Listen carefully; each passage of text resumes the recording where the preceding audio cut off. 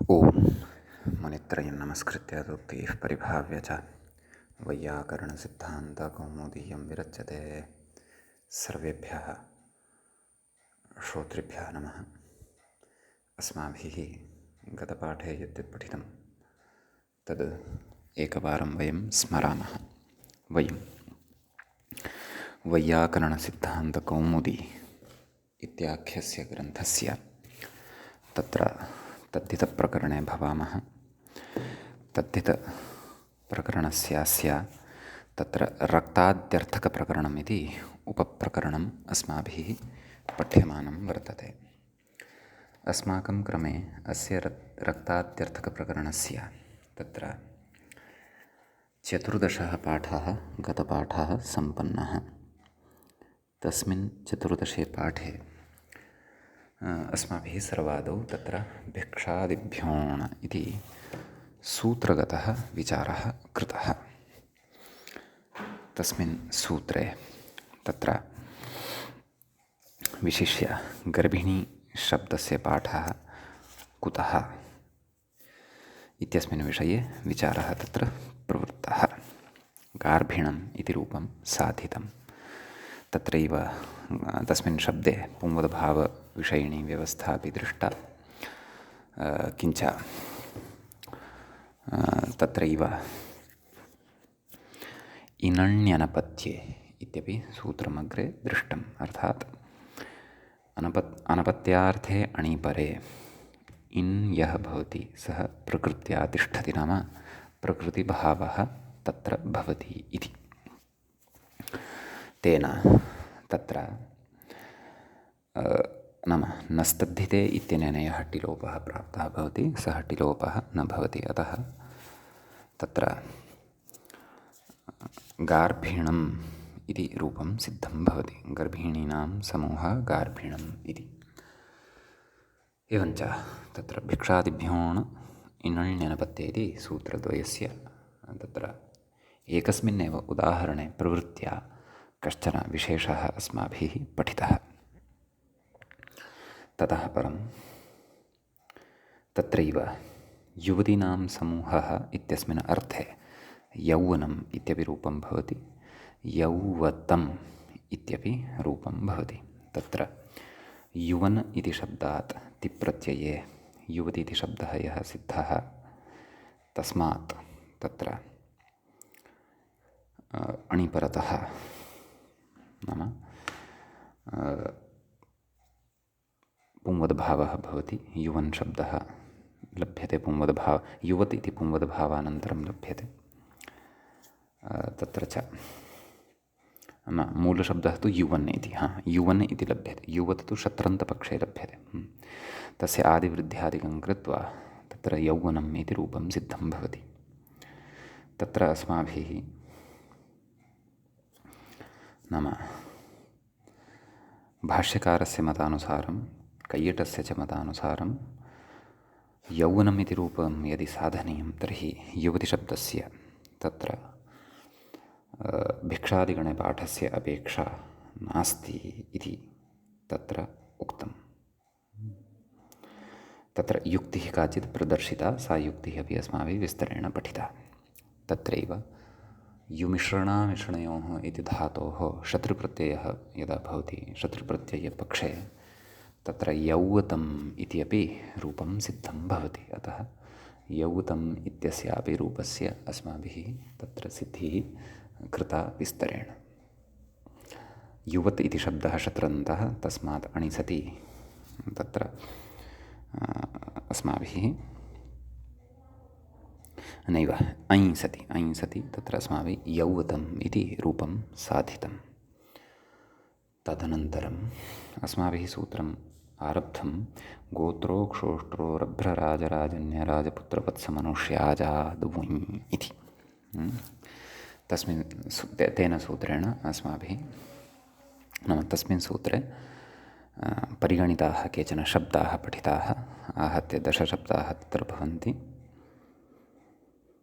तेभ्यः वुञ् इति प्रत्ययः भवति। तस्य समूहः इत्यस्मिन् अर्थे, यतः समूहार्थं तस्य समूहार्थं वयं पठन्तः स्मः। तस्मिन् प्रकरणे वयं भवामः इत्यतः। समीचीनं। तत्रैव ऊञ् शब्दः तत्र अस्माभिः यः विहितः तत्र गोत्रशब्दात् अथवा विधास्यते, तस्य स्थाने अकादेशः वक्तव्यः। तदर्थं तत्र सूत्रमपि आरब्धं सप्तमाध्यायस्थं युवोरनाकौ इति। तेन तत्र यु स्थाने अक वस् वु स्थाने च यु स्थाने अन वु स्थाने च अक इति आदेशः भवति इति एतावत् पठित्वा तदनन्तरं तत्र सूत्रार्थः यः पठितः युवु एतयोः अनुनासिकयोः इत्युक्तं।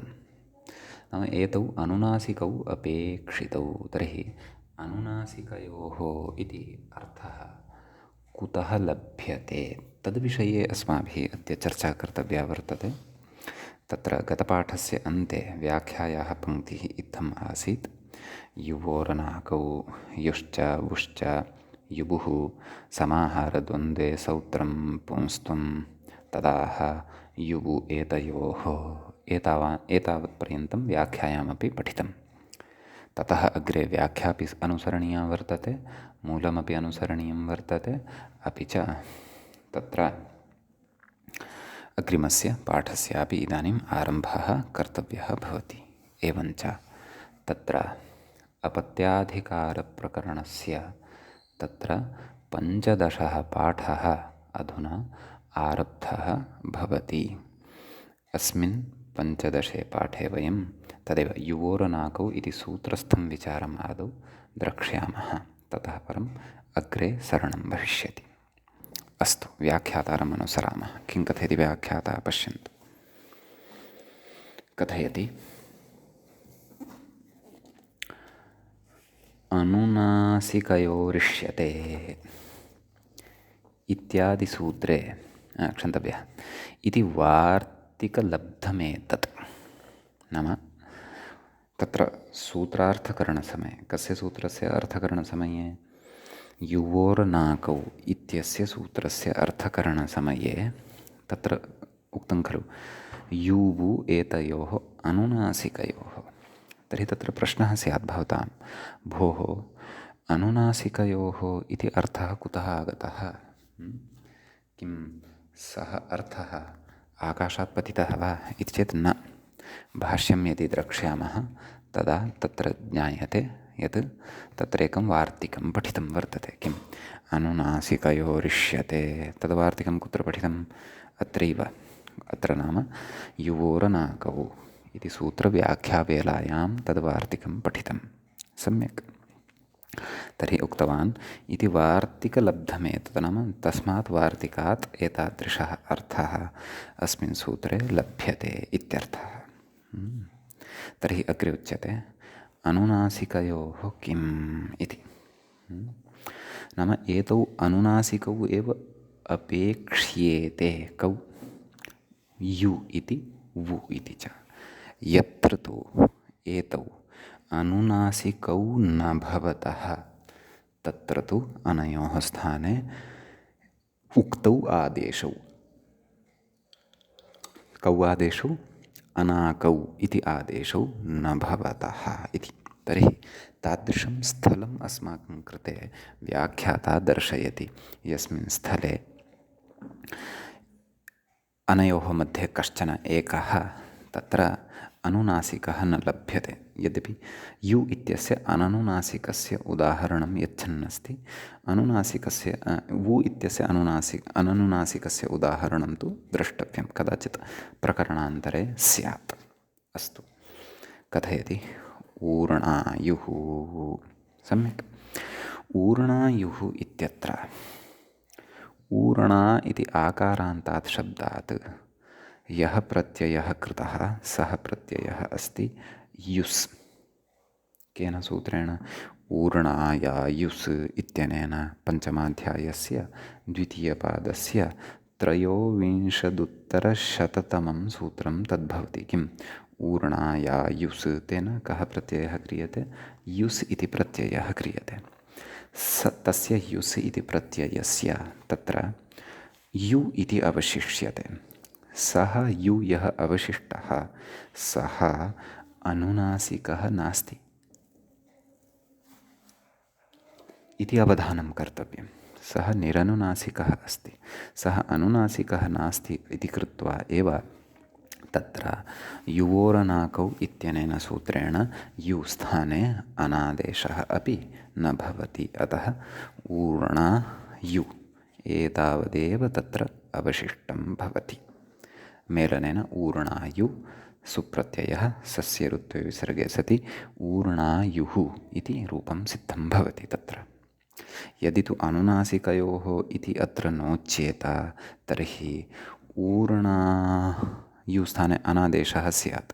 ऊर्णा अन मेलनेन ऊर्णान सुप्रत्यये सति सस्य ऋत्वे विसर्गे सति च ऊर्णानः इति अनिष्टः प्रयोगः लब्धः स्यात्।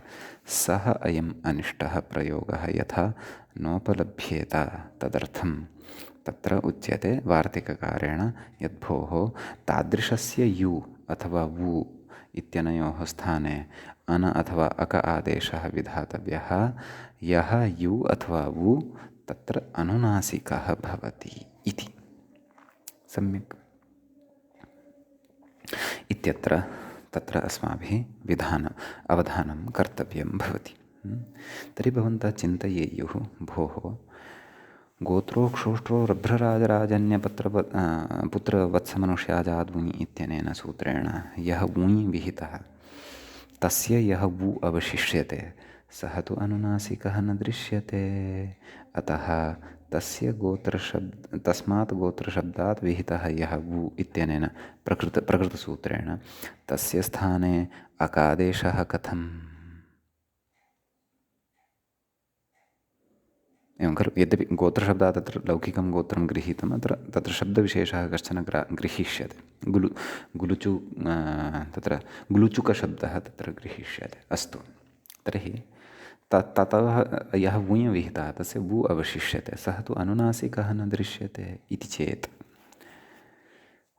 तत्र सः अनुनासिकः एव अस्ति। कुतः?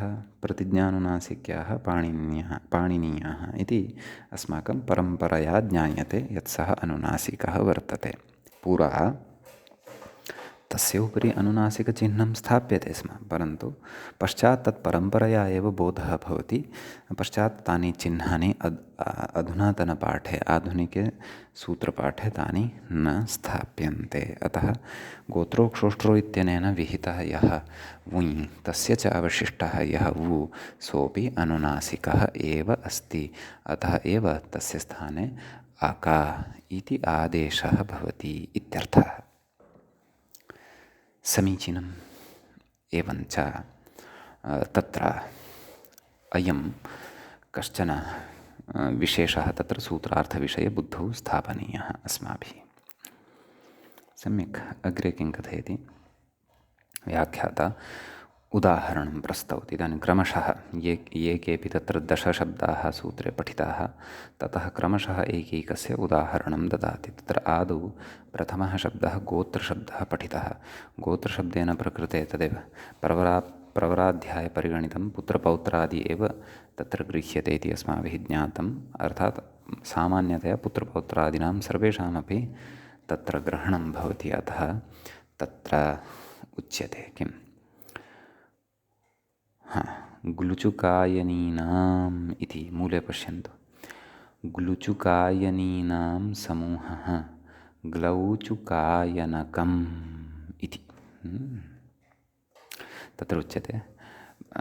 प्राचामवृद्धात् भिन् बहुलम् इति सूत्रम् इति कथयति। प्राचामवृद्धात् प्राचामवृद्धात् इति ग्लुचुकशब्दात् व्याख्याता कथयति। ग्लुचुकशब्दात् अपत्ये भिन् नाम अपत्यार्थे तत्र भिन् इति प्रत्ययः भवति। सम्यक्। अतः तत्र ग्लुचुक भि इति स्थितिः जायते। फकारस्य आयनादेशः ग्लुचुक आयनि भकार तत्र भत्वात् ग्लुचुक् इत्यत्र ककारोत्तरवर्तिनः अकारस्य लोपः ग्लुचुक् आयनि ग्लुचुकायनि इति रूपं सिद्धं भवति। सम्यक्। तत्र अग्रे कथयति इतो मनुष्यजातेः इति ङीष् नाम ग्लुचुकायनि इति इकारान्तात् शब्दात् स्त्रीत्वविवक्षायां ङीष् प्रत्ययः भवति। केन? इतो मनुष्यजातेः। अतः ग्लुचुकायनी इति ईकारान्तः शब्दः सिद्धः भवति। अस्मात् अभिज्ञन्तात् सुप्रत्ययः आगच्छति, सस्य ऋत्वविसर्गे सति ग्लुचुकायनी इति रूपं सिद्धं भवति। सम्यक्। तत्र कथयति समूहे वुञ् अर्थात् ग्लुचुकायन्यः याः वर्तन्ते तासां समूहः ग्लौचुकायनकम् इति भवति। तत्र पश्यन्तु, ग्लुचुकायनी इति ईकारान्तात् शब्दात् तत्र वुञ् प्रत्ययः केन? गोत्रो क्षोष्ट्रो रभ्र। यतः ग्लुचुक इति तदेव लोके यत् व्यवह्रियमाणः गोत्रशब्दः तस्य तदर्थप्राधान्यमादाय अत्र ग्लुचुक् शब्दः स्वीकृतः वर्तते। सम्यक्। अतः गोत्रात् तत्र समूहार्थकस्य वुञः उदाहरणम् इदं भवति। सम्यक्। तर्हि ग्लुचुकायनी वु, एषः वु अनुनासिकः अस्ति। अतः अत्र युवोरनाकौ इत्यनेन सूत्रेण तस्य स्थाने अकादेशः भवति। अतः कथयति व्याख्याता अकादेशः आदिवृद्धिः नाम तस्य स्थाने अकादेशः भवति। अपि च तद्धितेष्वचामादेः यतः वुञ् इति ङित् अस्ति इति कृत्वा तद्धितेष्वचामादेः इत्यनेन आदिवृद्धिः भवति। अतः ग्लु इत्यत्र यः उकारः वर्तते तस्य स्थाने औ इति भवति। अतः ग्लौचुकायन इति ग्लौचुकायन तत्र अक इति स्थितिः क्षन्तव्यः, ग्लौचुकायनी अक इति स्थितिः भवति। तदनन्तरं कथयति व्याख्याता यस्येर्च इति ईकारलोपः नाम यस्येर्च इत्यनेन तत्र इकारस्य नाम ग्लौचुकायनी इत्यत्र यः इ अस्ति तस्य लोपः भवति। अतः ग्लौचुकायन अक ग्लौचुकायनक सुप्रत्ययः तस्य स्थाने अं पूर्वरूपं ग्लौचुकायनकम् इति तत्र रूपं सिद्धं भवति। एवं तर्हि अस्माभिः गोत्रसम्बद्धस्य इदं प्रथमम् उदाहरणं दृष्टं ग्लौचुकायनकम् इति। सम्यक्। कः अर्थः तस्य? ग्लुचुकायनीनां समूहः। एवमेव ग्लुचुकशब्दः एव ग्राह्यः इति न, अन्येपि अर्थाः तत्र अन्येपि शब्दाः तत्र गृहीतुं शक्यन्ते। सम्यक्। तत्र एषः कथयति वृत्तिकारः उदाहरति तत्र औपगवानां समूहः औपगवकम् इत्यपि सः उदाहरति। अतः तत्रापि तदेव गोत्रलोके यः गोत्रार्थः स्वीक्रियते तादृशम् अर्थं पुरस्कृत्य वयं सङ्गतिं कर्तुं शक्नुमः इत्यर्थः। समीचीनं। तत्र मूले उक्तमेव खलु लौकिकमिह गोत्रं तच्चापत्यमात्रम् इति पूर्वमेव स्पष्टीकरणं कृतं वर्तते। अस्तु। नाम ग्लुचुकायनीनां नाम ग्लुचुकस्य अपत्यं ग्लौचुकायनिः इति तत्र अपत्यं नाम गोत्रम् इत्येव अर्थः तत्र स्वीकृतः। नाम पारिभाषिकः तु गोत्रशब्दः तत्र नैव स्वीक्रियते इत्यर्थः। समीचीनम्। अस्तु। तर्हि इदानीं प्रथमशब्दसम्बद्धम् उदाहरणम् अस्माभिः साधितम्। अधुना द्वितीयशब्दसम्बद्धम् उदाहरणं वयं साधयिष्यामः। द्वितीयः च शब्दः तत्र भवति अस्माकम् उक्षन् इति शब्दः भवति मूले। तत्सम्बद्धम् उदाहरणम् अस्माभिः साधनीयं वर्तते। तत्र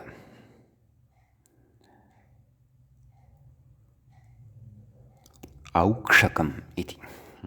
तर्हि कथं तत्र विग्रहः कर्तव्यः तत्र कथयति व्याख्याता उक्षणां समूहः इति विग्रहः। यतः तद् उक्षणाम् अर्थात् तत्र उक्षा उक्षाणौ उक्षाणः इत्यत्र मूलशब्दः उक्षन् इति भवति इति वयं जानीमः। पुल्लिङ्गे भवति तद् सः शब्दः, अपि च बलिवर्धार्थे प्रयुज्यते सः शब्दः इत्यपि वयं सर्वं जानीमः एव। समीचीनं। तर्हि तत्र कथयन् अस्ति उक्षणां समूहः इति विग्रहः। अस्तु, विग्रहः कृतः ऊञ् अर्थात् कस्मात् शब्दात् उक्षणाम् इत्यत्र मूलशब्दः कः? उक्षन् इति शब्दः वर्तते। अतः तस्मात् उक्षन् इति शब्दात् ऊञ् इति प्रत्ययः भवति। अग्रे कथयति अकादेशः नाम वु इत्यस्य स्थाने अक इति भवति। तर्हि का स्थितिः? उक्षन् अक आदिवृद्धिः अपि भविष्यति, परन्तु ततः पूर्वं व्याख्याता कथयति टिलोपः नाम टेः लोपः तत्र भवति। केन? टेः लोपः तत्र नस्तद्धिते इत्यनेन भवति। अतः उक्षन् इत्यत्र यः टिभागः अन् तस्य लोपः भवति। अतः उक्ष् तत्र अक आदिवृद्धिरपि भवति। औक्ष् अक औक्षक औक्षक इति शब्दात् तत्र सुप्रत्ययः सस्य ऋत्वविसर्गे च सति औक्षकः इति रूपं सिद्धं भवति। सम्यक्। अग्रे उच्यते व्याख्याता नाम औक्षकः इति न औक्षकम् इति साधनीयं, तावत्तु साधितम् अस्माभिः। तर्हि द्वितीयशब्दसम्बद्धम् उदाहरणमपि अत्र सम्पन्नम्। इदानीम् अग्रिमम् उदाहरणं यदि वयं पश्यामः तर्हि तत्र द्रष्टुं शक्नुमः किमुक्तम् उष्ट्राणां नाम तृतीयः शब्दः वर्तते तत्र मूले कः? उष्ट्र इति शब्दः वर्तते। अतः तत्र उच्यते उष्ट्राणां समूहः इति विग्रहः औष्ट्रकम् इति। नाम बहवः उष्ट्राः वर्तन्ते, तेषां कश्चन समूहः वर्तते। अतः सः समूहः यदि कथयितुम् इष्यते तर्हि उष्ट्र इति शब्दात् तत्र नाम ऊञ् प्रत्ययः विधातव्यः। स च ङित् अस्ति, अतः आदिवृद्धिः भवति। औष्ट्र वु अक औष्ट्र अक भत्वात् उष्ट्र इत्यत्र उपधः लोपः भवति। अतः औष्ट्रकम् इति रूपं तत्र सिद्धं भवति इत्यर्थः। सूत्रे अग्रिमं शब्दं पश्यामः। अग्रिमः शब्दः वर्तते सूत्रे उरभ्र इति। तर्हि तस्य उरभ्र इति शब्दस्य अर्थं कथयति व्याख्याता। पश्यन्तु, उरभ्राः मेषाः। सम्यक्। अग्रे कथयति तेषां समूहः औरभ्रकम् इति। नाम उरभ्राणां समूहः औरभ्रकं। तर्हि किम्? उरभ्र इति शब्दात् कः प्रत्ययः? ऊञ् प्रत्ययः। तस्य स्थाने सत्यं वुञ् इति कृतः खलु, तस्य स्थाने अकादेशः केन? युवोरनाकौ इत्यनेन। अतः उरभ्र अक तदनन्तरं टिलोपः। अतः नैव टिलोपस्य तु अपेक्षा एव नास्ति अत्र। तदेव यस्य इति चैत्यनेन भ्र इत्यत्र विद्यमानः यः अकारः तस्य लोपः आदिवृद्धि। औरभ्र अक औरभ्रक सु पूर्वरूपम् औरभ्रकम्। अतः मेषाणां यः समूहः भवति अथवा उरभ्राणां यः समूहः भवति तत्कृते वयं तत्र कथयामः औरभ्रकम् इति। समीचीनम्। अग्रिमः शब्दः तत्र भवति सूत्रे राजन् इति शब्दः भवति। सम्यक्। यच्च राज नाम समासकारणात् तत्र सूत्रे राज एवं रीत्या श्रूयते, वस्तुतः तत्र शब्दः कः? राजन् इति। समीचीनं। तत्र उच्यते राज्ञां समूहः एवं रीत्या विग्रहः तत्र कर्तव्यः। अस्मिन् अर्थे राजन् इति शब्दात् ऊञ् इति प्रत्ययः। अस्य च ऊञः यः वु तस्य स्थाने अकादेशः भवति। अतः राजन् अक तदनन्तरं नस्तद्धिते इत्यनेन राजन् इत्यस्मिन् शब्दे यः टिभागः अस्ति अन् तस्य लुक् भवति। अतः राज अक राजक ततः सुप्रत्ययः तस्य अमादेशः राजकम् इति रूपं सिद्धं भवति। सम्यक्। तर्हि राज्ञां समूहः राजकम् इत्युच्यते। तदनन्तरम् अग्रिमः शब्दः अस्माभिः अवलोक्यमानः अस्ति सूत्रे राजन्यः। राजन्य इति शब्दः, राजराजन्य इति खलु उक्तं, तत्र राजन्य इति अग्रिमः शब्दः भवति। षष्ठः एषः शब्दः भवति। समीचीनं। तत्र उच्यते तत्र राजन्य इत्यस्मात् शब्दात् तत्र प्रत्ययः यः विधीयते सः प्रत्ययः उञ् इति प्रत्ययः, तस्य समूहः इत्यस्मिन् अर्थे, तस्य अकादेशः राजन्य अक। सम्यक्। तत्र राजन्य अक इत्यवस्थायां भत्वात् राजन्य इत्यत्र यः यकारोत्तरवर्ती अ अस्ति खलु, तस्य लोपः भवति। अतः राजन्य अक राजन्यक सुप्रत्ययः अमादेशः राजन्यकम् इति रूपं सिद्धं भवति। सम्यक्। अत्र कश्चन विशेषः अग्रे वक्तव्यः अस्ति, तद् आदौ अन्यानि अपि उदाहरणानि दृष्ट्वा वदिष्यामः। अतः व्याख्याता आदौ क्रमशः तत्र उदाहरणानि एव समापयन् अस्ति। अग्रे व्याख्यातारूपम् अग्रिमं शब्दम् आदाय साधयति। सूत्रे वयम् अग्रिमं शब्दं तत्र द्रष्टुं शक्नुमः। राजन्य इत्यस्मात् सूत्रात् अनन्तरं तत्र नैव, एषः किञ्चित् क्रमे व्यत्यासं कृतवान् वा इति भाति। पश्यन्तु, सूत्रे उरभ्रशब्दानन्तरं किम् अस्ति? राजशब्दः अस्ति, अङ्गीकुर्मः। तदनन्तरं कः शब्दः? राजन्य। आमाम्, अस्तु अस्तु, सम्यक् सम्यक्। तदनन्तरं राजन्य इति शब्दः वर्तते, एवं खलु? सम्यक् सम्यक् एव कथयन् अस्ति, अहमेव भ्रान्तः। तर्हि राजन्यशब्दात् राजन्यकम् इति साधितं। राजन्य इति शब्दानन्तरं कः शब्दः वर्तते? तं शब्दम् एषः न स्वीकृतवान्। तदनन्तरं शब्दः वर्तते तत्र राजपुत्रा।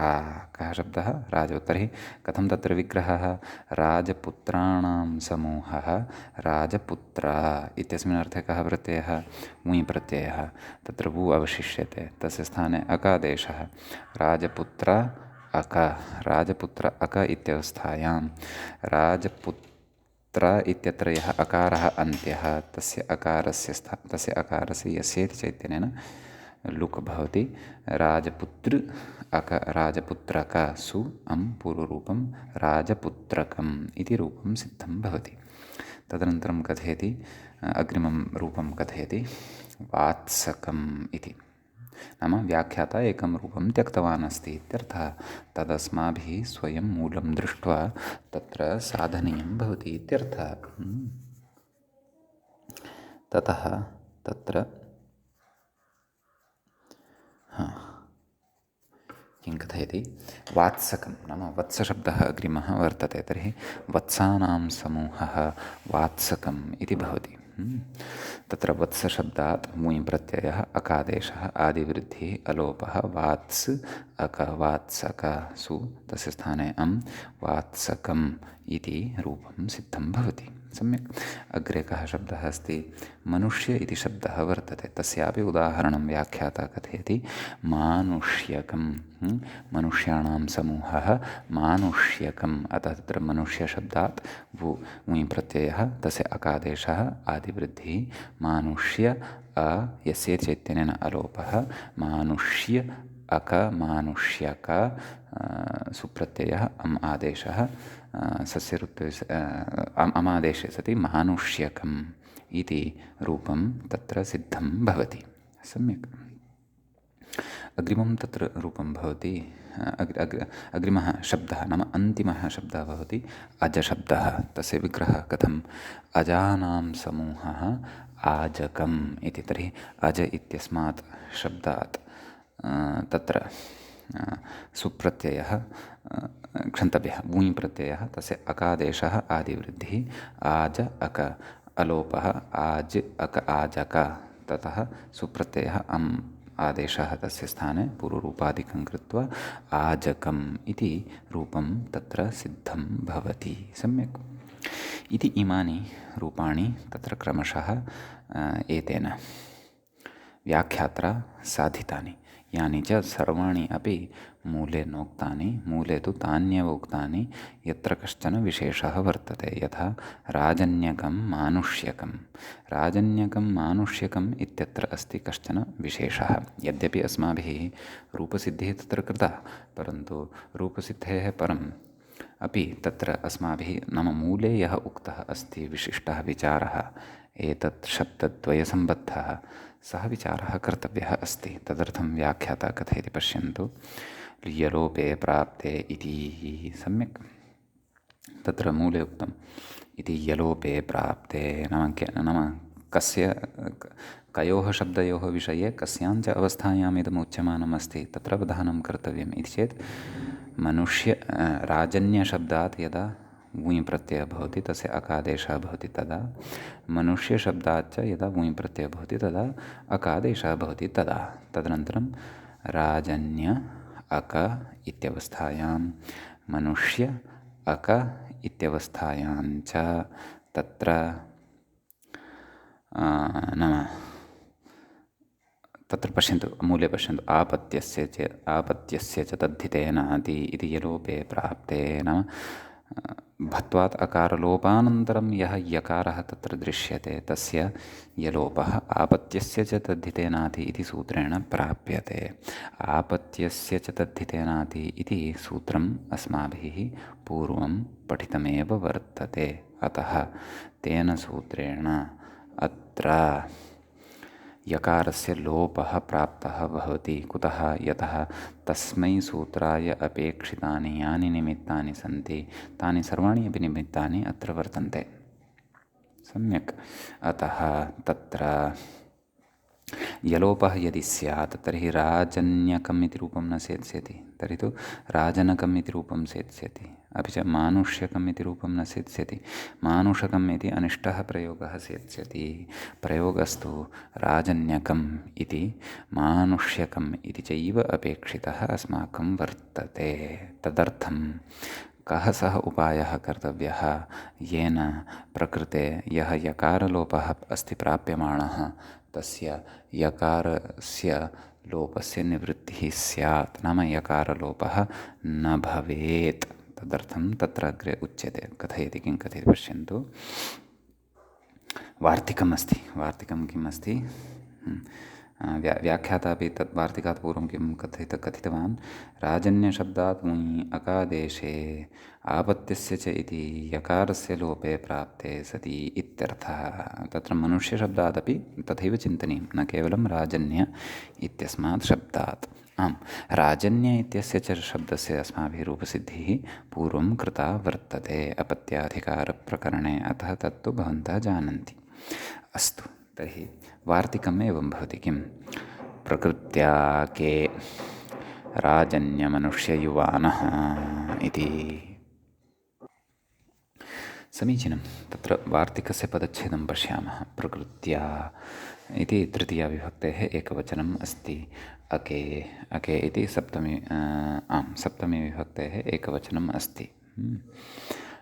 तत्र राजन्यमनुष्ययुवानः, राजन्यश्च मनुष्यश्च युवा च राजन्यमनुष्ययुवानः इतरेतरयोगद्वन्द्वः तत्र भवति। अतः किमुच्यते इति चेत् नाम प्रकृत्या, नाम प्रकृतिभावेन अथवा प्रकृतिभावरूपेण तिष्ठति। नाम राजन्य इति शब्दः, मनुष्य इति शब्दः, युवन् इति च यः शब्दः वर्तते,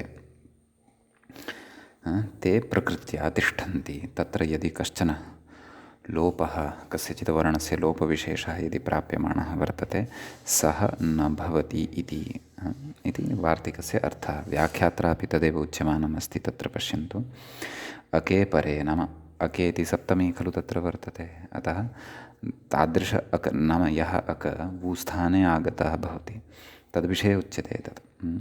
नाम अके परे राजन्यमनुष्ययुवन् एते प्रकृत्या स्युः नाम एते प्रकृतिभावेन तत्र तिष्ठन्ति प्रकृत्या स्युः इति वक्तव्यम् इत्यर्थः। नाम एवं रीत्या तत्र वचनं कर्तव्यम् इत्यर्थः।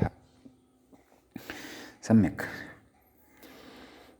तर्हि तदेव आपत्यस्य च तद्धिते नादि इत्यनेन सूत्रेण तदेव राजन्य अक मनुष्य अक भत्वात् अकारलोपः उभयत्र कृतः।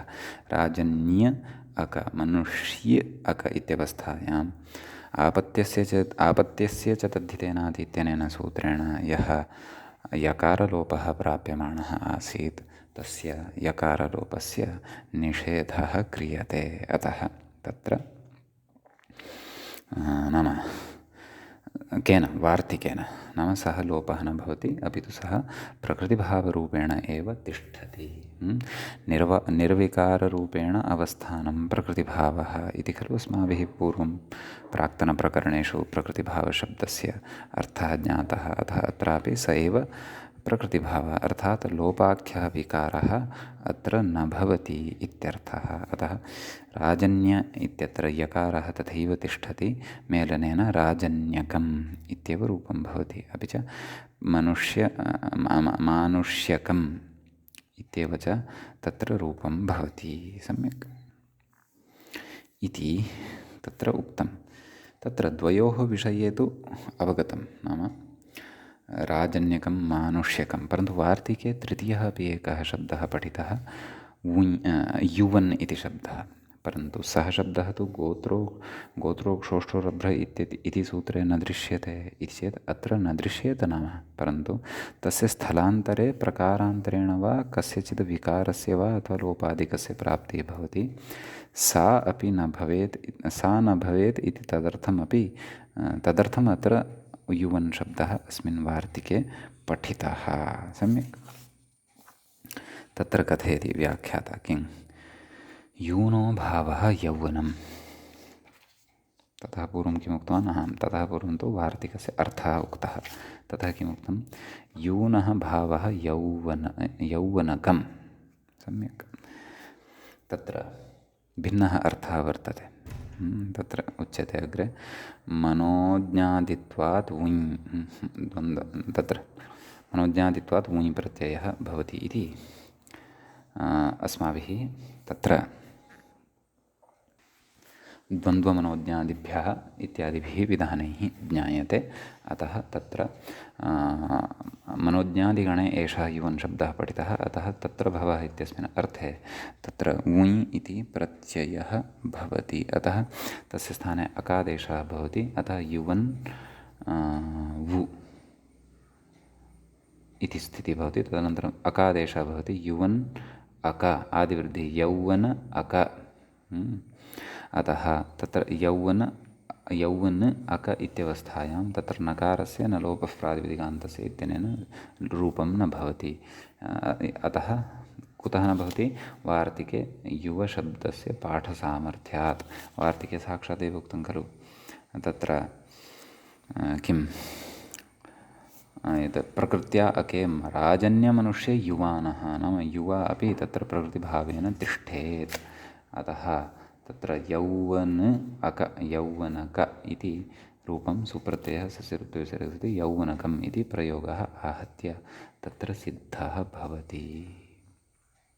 तदेव अग्रे उक्तं प्रकृतिभावान्न टिलोपः इति। नाम प्रकृत्या भवति इति उक्तं खलु। नाम वार्तिकेन तत्र प्रकृतिभावः उच्यमानः वर्तते। अतः प्रकृतिभावबलादेव प्रकृतेट्टिलोपः न भवति इत्यर्थः। समीचीनम्। अग्रे कथयति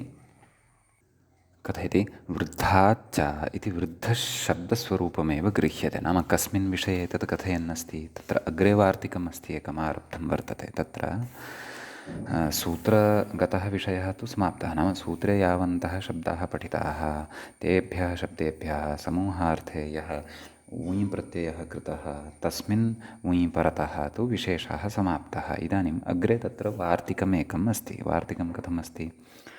वृद्धाच्चेति वक्तव्यम् इति। नाम वृद्धशब्दादपि वक्तव्यं, वृद्धशब्दादपि एषा व्यवस्था वक्तव्या।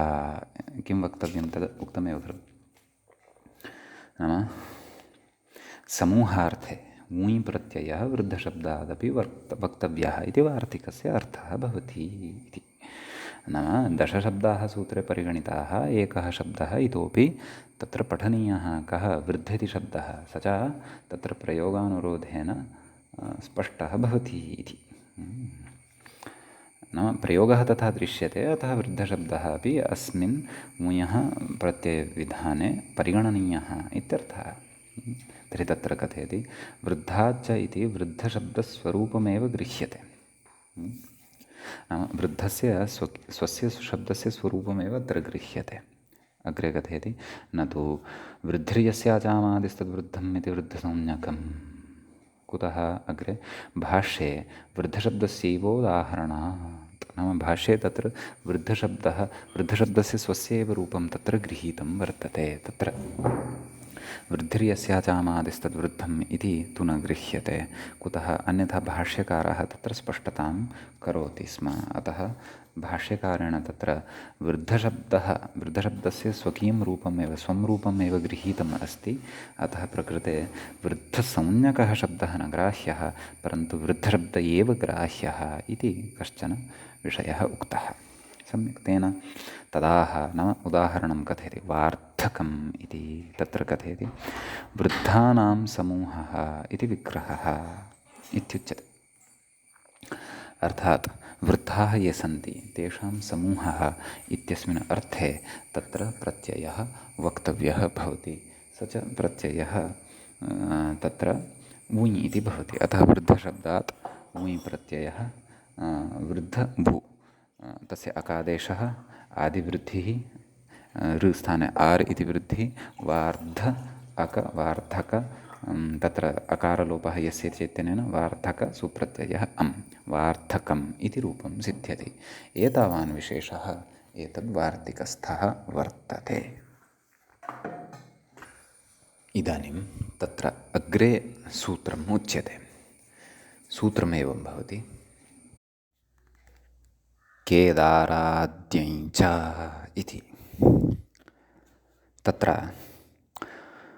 प्रथमं पदं भवति केदारात् इति, द्वितीयं पदं भवति यञ्, तृतीयं च भवति च इति। तत्र प्रकृतसूत्रं प्रति गतसूत्रात् गोत्रोक्षोष्ट्रो इत्यादिसूत्रात् तत्र वुञ् इति अनुवर्तते। ततः तस्य समूहः इत्यस्य अनुवर्तनं भवति। तद्धिताः ज्ञाप्रातिपदिकात् प्रत्ययः परश्च एतत् सर्वमपि तत्र अनुवृत्त्या लभ्यते। समीचीनं। तत्र विषयः स्पष्टः एव अस्ति। तत्र मूले कथयति ग्रन्थकारः किं पश्यन्तु, च द्विञ् अर्थात् केदाराद्यञ्च इत्यस्मिन् सूत्रे यः च इति पठितः, तस्मात् गतसूत्रात् ऊञः तत्र आगमनं भवति अत्र। तर्हि एकः प्रत्ययः यः अनुवृत्त्या लभ्यते ऊञ्, अपरः च अत्रैव सूत्रे अस्ति कः, यञ् इति। अर्थात् केदार इत्यस्मात् शब्दात् तत्र नाम तस्य समूहः इत्यस्मिन् अर्थे द्वौ प्रत्ययौ भवतः। एकः यञ् यश्च अस्मिन् सूत्रे एव वर्तते, एकः च ऊञ् यश्च गतसूत्रात् एतत् सूत्रं प्रति आनीयते। सम्यक्। व्याख्याता कथयति कैदार्यं कैदारकम् इति। नाम उदाहरणानि यथावत् तत्र विलिख्य ततः कथयति केदाराणां समूहः इति। केदारो नाम तत्र क्षेत्रं, कृषिक्षेत्रम् इत्यर्थः। तर्हि केदाराणां समूहः इति विग्रहे केदार इत्यस्मात् नाम केदार आम् इति षष्ठ्यन्तात् तत्र ञञ् प्रत्ययः भवति। ञञ् प्रत्ययपक्षे केदार ञञ् इत्यवस्थायां ञत्वात् आदिवृद्धिः कैदार य भत्वात् तत्र यकारोत्तरवर्ती यः अकारः अस्ति तस्य लोपः भवति, अतः कैदारु य कैदार्य इति सिद्ध्यति। नाम ततः सुप्रत्ययः कैदार्यं, तर्हि केदाराणाम् अर्थात् कृषिक्षेत्राणां समूहः इति। यदि पदार्थान्तरस्य अथवा वस्तुन्तरस्य नाम केदार् इति वर्तते तर्हि तु सः अर्थः तत्र ग्राह्यः, तमर्थं गृहीत्वा तस्य समूहः नाम केदाराणां समूहः इति प्रयोगः कर्तुं शक्यते। केदारशब्दस्य अर्थान्तराणि विज्ञातुं तु अस्माभिः कोशाः द्रष्टव्याः तावदेव। समीचीनम्। आम्, ऊञः पक्षे तु कैदारकम् इति रूपं भवति। केदार वु आदिवृद्धिः, कैदार वु अकादेशः, कैदार अक रेफात् परतः विद्यमानस्य अकारस्य लोपः, कैदार अक कैदारक सु पूर्वरूपं कैदारकम् इति रूपं तत्र सिद्धं भवति। समीचीनं। ततः तत्र वार्तिकम् उच्यते, नाम सूत्रगतः विशेषस्तु सम्पन्नः। इदानीं वार्तिकम् अत्र उच्यते। वार्तिकमस्ति किं? गणिकाया ञञिति वक्तव्यं। नाम गणिका इति गणिकायाः इति पञ्चमी विभक्तेः एकवचनं, ञञ् इति प्रथमान्तम्, इति अव्ययं, वक्तव्यम् इति प्रथमान्तम्। वक्तव्यं किं वक्तव्यं? नाम प्रत्ययविधानं वक्तव्यं। कस्य प्रत्ययस्य विधानं? ञञ् ञञ् ञञ् इति प्रत्ययस्य विधानं वक्तव्यम् इत्यर्थः। समीचीनं। तर्हि तत्र गणिका इति शब्दः भवति। गणिकानां समूहः, अर्थः तु स एव ग्राह्यः, तस्य समूहः इति व्याख्याता कथयति। तत्र पश्यन्तु, ञञ् ग्रहणात् वुञो निवृत्तिः, नाम प्रकृतवार्तिके ञञः ग्रहणं कृतम् इति कृत्वा वुञः निवर्तनम् अर्थात् निवृत्तिः भवति इत्यर्थः। नाम वुञ् अत्र न सम्बध्यते इति। रूपं किं साधनीयं? गाणिक्यम् इति साधनीयं। तत्र विग्रहः कथं तं विग्रहं दर्शयति व्याख्याता। किं कथयति? गणिकानां समूहः इति विग्रहः। का नाम गणिका इति चेत् वेश्या गणिका भवति। सम्यक्। तर्हि गणिकानां समूहः इत्यस्मिन् अर्थे गणिका इत्यस्मात् यङ् इति प्रत्ययो भवति। आदिवृद्धिः गाणिका य आलोपः गाणिक य गाणिक्य, ततः सुप्रत्ययः अम्, गाणिक्यम् इति रूपं सिद्धं भवति। सम्यक् इति अत्र अर्थः। अस्तु, वार्तिकगतः विशेषः सम्पन्नः, एतद्वार्तिकगतः। अस्तु, अग्रिमम् इदानीं सूत्रं पठनीयम्। अग्रे सूत्रं वर्तते ठञ् कवचिनश्च इति। तत्र सूत्रस्य पदच्छेदः द्रष्टव्यः।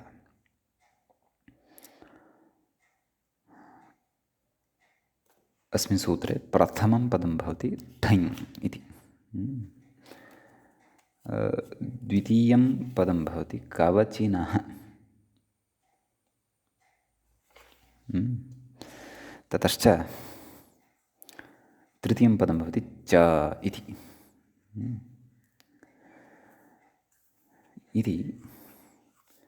पदच्छेदः। तर्हि तत्र उच्यते, नाम सूत्रार्थः द्रष्टव्यः। कः सूत्रस्य अर्थः अस्य? व्याख्याता अत्र किं किञ्च अनुवर्तते? तस्य समूहः इत्यनुवर्तते। अपि च तदेव ज्ञाप्रातिपदिकात् तद्धिताः प्रत्ययः परश्च इत्यादि सर्वं। तत्र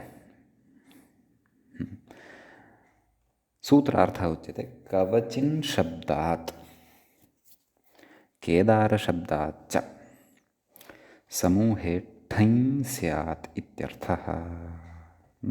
केदाराद्यञ्च इत्यस्मात् केदारात् इत्यपि अत्र आगच्छति च ग्रहणसामर्थ्यात्। यतः च अस्मिन् सूत्रे पठ्यते खलु, ठञ् कवचिनश्च इति कृत्वा। सम्यक्।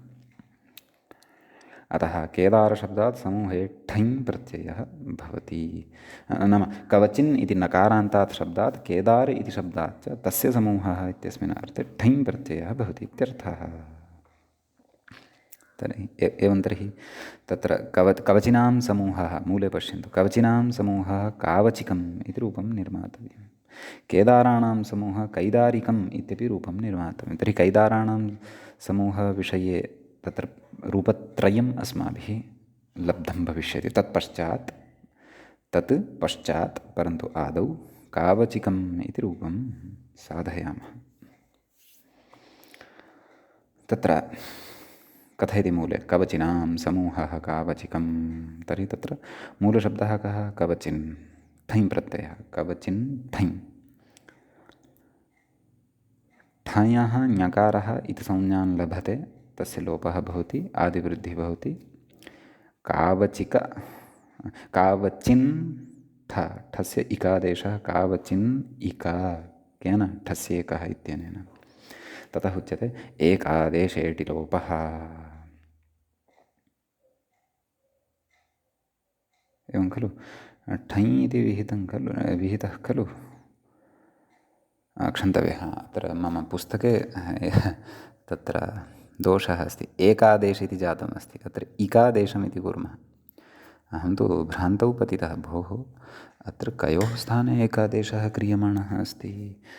एकः पूर्वपरयोः इति कः प्रसङ्गः अत्र उपस्थितः इति मम भ्रान्तिः जाता। अतः बालमनोरमायां तत्र मोतिलाल् बनारसिदास् इति प्रकाशनं यदि भवतां हस्ते अस्ति तर्हि एकादेशे इति लिखितम् अस्ति। तत्र ए स्थाने इ इति कुर्वन्तु। केन? अङ्कन्या कुर्वन्तु इत्यर्थः। अतः इकादेशे टिलोपः। सम्यक्। केन टिलोपः? नस्तद्धिते इत्यनेन सूत्रेण। अतः कावच् टी भागः कः? इन् इति अस्ति। अतः कावच् इका मेलनेन कावचिका। ततः सुप्रत्ययः सस्यऋत्विसर्गे सति कावचिकः इति रूपं तत्र सिद्धं भवति। सम्यक्।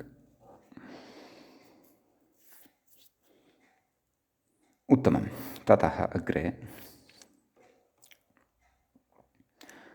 द्वितीयं रूपं प्रदत्तं, तत्र कैदारिकं। पूर्वं केदारशब्दात् ञञ् तु पठितः, मुञ् अपि पठितः, कैदार्यं कैदारकम् इति रूपं तत्र साधितं। ठञः पक्षे अपि इदानीं रूपं तत्र पठ्यते कैदारिकम् इति। कैदार्यं, केदारं, कैदारिकम् इति त्रीणि रूपाणि केदाराणां समूहः इत्यस्मिन् अर्थे भवन्ति इत्यर्थः। सम्यक्। एवञ्च ततः अग्रे उच्यते किम्? अग्रिमं सूत्रम् इदानीं पठनीयम् अस्ति। अग्रिमं सूत्रं वर्तते ब्राह्मणमाणवबाडवाद्यन् इति। सूत्रे द्वे पदे स्तः। एकं पदं ब्राह्मणमाणवबाडवात् इति, द्वितीयं पदं यन्। प्रथमं पदं पञ्चमीविभक्तेः एकवचनं, द्वितीयं पदं प्रथमाविभक्तेः एकवचनान्तं भवति। तत्र समासः उच्यते। प्रथमे पदे विग्रहः उच्यते। समासः तु अस्ति एव तत्र, परन्तु समस्तपदस्य विग्रहः उच्यते। कथं? ब्राह्मणश्च माणवश्च वाडवश्च ब्राह्मणमाणवबाडवम् इतरेतर योगद्वन्द्वो न, परन्तु समाहारद्वन्द्वः अत्र वर्तते। अतः ब्राह्मणवाडवात् इति ब्राह्मणमाणवबाडवात् इति पञ्चमीविभक्तेः एकवचनं तत्र उच्यते। समीचीनं भवतु नाम। ततः अग्रे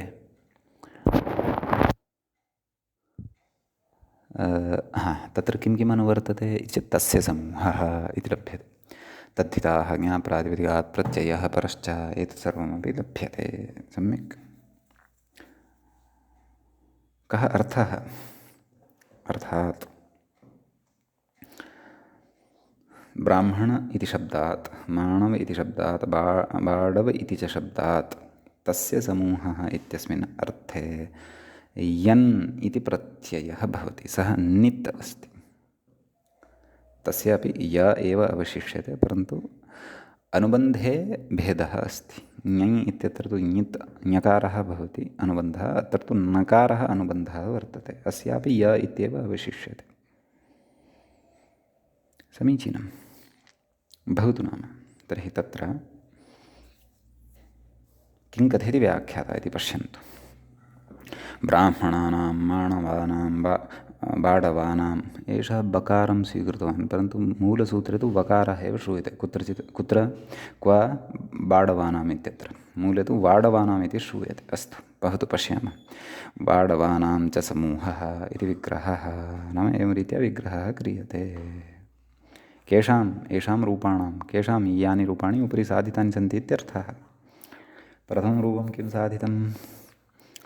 ब्राह्मण्यं। तर्हि कथं विग्रहः?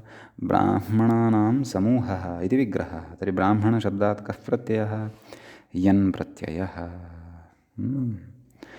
यनि तदेव ब्राह्मण य भत्वात् णकारोत्तरवर्तिनः अकारस्य लोपः। ब्राह्मण य ब्राह्मण्य सुप्रत्ययः अं पूर्वरूपं ब्राह्मण्यम् इति रूपं सिद्ध्यति। सम्यक्। माणव्यम् इति रूपम् अस्ति द्वितीयं। तर्हि कथं विग्रहः? माणवानाम् अपत्यं, क्षन्तव्यः, माणवानां समूहः इति विग्रहः। माणवशब्दात् इयनि अन्याः प्रक्रियाः पूर्ववत् भवन्ति। अत्र आदिवृद्धिप्रसङ्गः नास्ति, पर्जन्यवल्लक्षणप्रवृत्त्या प्रसङ्गः नास्ति। कुतः? यतः यः यन् अस्ति सः ञित् नास्ति, अणित् नास्ति, कित् नास्ति। अतः माणव्य, ततः माणव्यम् इति सिद्ध्यति। ततः बाडव्यम् इति अग्रिमः प्रयोगः। तत्र तदेव बाडवानां समूहः इति विग्रहे बाडवशब्दात् यनि पूर्वदेव सर्वापि प्रक्रिया भवति। बाडव्यम् इति रूपं सिद्ध्यति। तत्र मूले अपि भेदः दृश्यते। बाडव्यम् इति दृश्यते। यद्यपि भवयोरभेदः उच्यते फिट् सूत्रादिषु, नाम बकारवकारयोः अभेदः उच्यते, परन्तु तथा यदि स्यात् तर्हि तु अत्र वदति स्म। परन्तु क्वचित् बकारः, नाम उदाहरणे अत्र मूले बकारपाठः दृश्यते, उपरि वकारपाठः दृश्यते। अतः एकवारं पाठभेदः अत्र द्रष्टव्यः। एकक्षणं पश्यामि। माणव, तत्र उदाहरणे वाडव्यम् आम्, अन्यत्र पुस्तके वाडव्यं वकारः एव अस्ति। सम्यक्। बकारसहितस्य पाठस्य तु तत्र प्रमाणं कोशेषु द्रष्टव्यम्। अस्तु, सद्यः वकारः एव पाठः भवतु।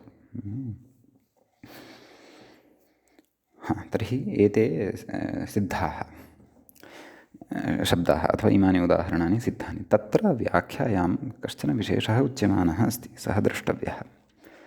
किं कथयति पश्यन्तु। मनोरपत्यं माणवः इति कथयति। मनोः अपत्यं माणवः भवति। कुतः? तत्र कथयति अणिनस्य णत्वं।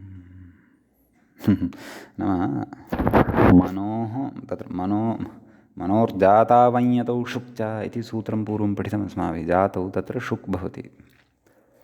तत्र तु भिन्नः अर्थः, मनुष्यः इति रूपं सिद्ध्यति। अथवा तत्र ऐं पक्षे मानुषः इति रूपं सिद्ध्यति। तस्य अर्थः भिन्नः।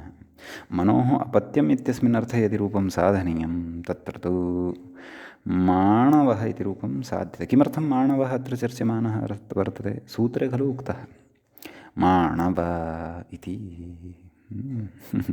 माणवशब्दात् कुत्र, कस्मिन् सूत्रे? ब्राह्मणमाणव इत्यस्मिन् सूत्रे। तत्र माणव इत्यस्मात् शब्दात् अयं यत् प्रत्ययः, यन् प्रत्ययः भवति। अर्थात् मनोः अपत्यं भवति माणवः। माणवानां समूहः माणव्यम् इत्युच्यते। एवं खलु? तर्हि तत्र मनुशब्दात् अणप्रत्ययः भवति, मनु अण। अपि च तस्य आदिवृद्धिः मानु अ, ओर्गुणः मानो अवादेशः मानव, मानव अ मेलनेन मानव इति भवति। एवं खलु? तर्हि तत्र मानव इत्यत्र अणत्वं भवति। अणत्वस्य अत्र केन प्रवृत्तिः? निमित्तं तु किमपि नास्ति। मानव इत्यस्मिन् शब्दे रेफः नास्ति, षकारः नास्ति, ऋवर्णोऽपि नास्ति। अतः कथं नकारस्य णत्वम् इति चेत् तत्र उच्यते। एका कारिका भाष्यस्था, अग्रे पश्यन्तु। अपत्ये कुत्सिते मूढे मनोरौत्सर्गिकस्मृतः नकारस्य च मूर्धन्यः तेन सिद्ध्यति माणवः इति भाष्ये कारिका अस्ति। तत् कारिकाप्रामाण्येन एव अत्र अस्य अर्थनिश्चयोऽपि क्रियते, णत्वमपि क्रियते इत्यर्थः। तर्हि तत्र किमुच्यते पश्यन्तु। अपत्ये कुत्सिते मूढे, नाम अपत्यार्थे, कुत्सितार्थे, मूढार्थे च